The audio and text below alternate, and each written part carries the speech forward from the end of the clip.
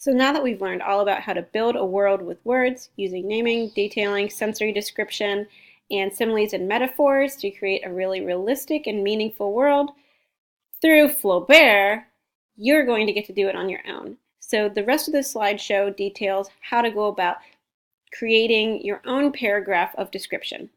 So we're going to start off with another quote. This one is by Ernest Hemingway, and he writes, "Prose is architecture, not interior decoration."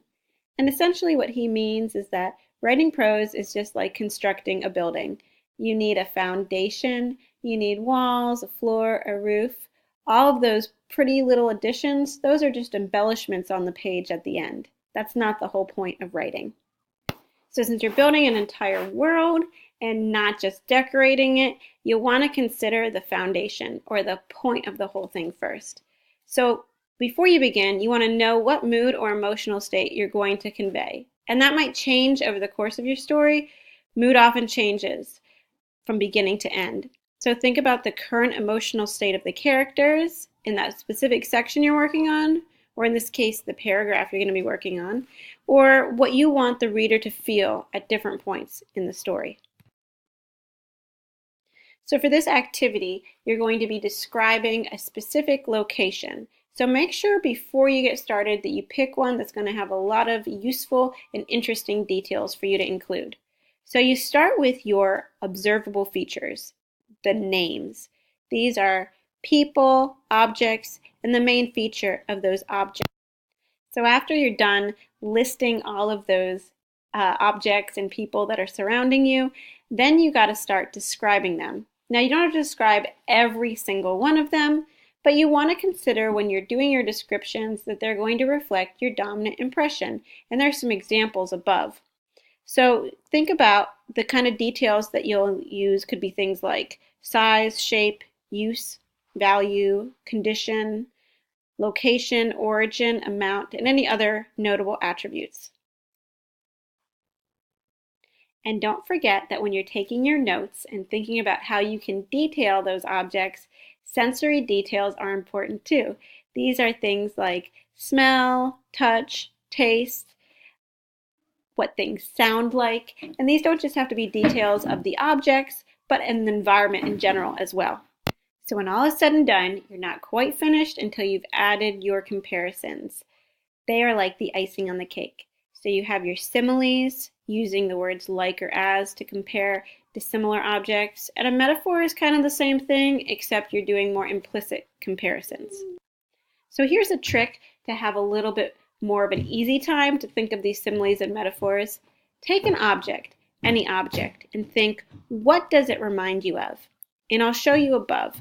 His napkin tied around his neck like a child. Charles reminded me of a child with his napkin tied around his neck. You see, even though I don't actually use the words reminded me of when I construct my simile, if I use them as a brainstorming technique, it sometimes helps me have an easier time drawing those comparisons.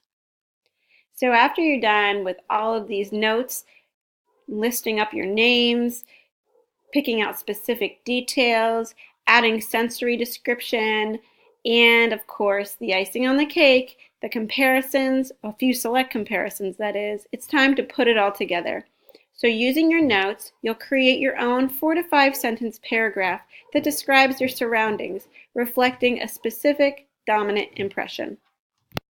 So here we return to Flaubert for a final look at how to pull together a paragraph of description. Notice in green the simile, and there's also some really great sensory detail that isn't just visual.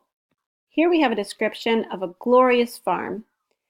We can imagine that the person viewing it, maybe it was Emma, was quite impressed. And that's the dominant impression that Flaubert is going for. He writes, "In the stables, over the top of the open doors, one could see the great cart horses quietly feeding from new racks. Right along the outbuildings extended a large dunghill from which manure liquid oozed, while amidst fowls and turkeys, 5 or 6 peacocks, a luxury in Cauchois farmyards, were foraging on the top of it. The sheepfold was long, the barn high, with walls smooth as your hand.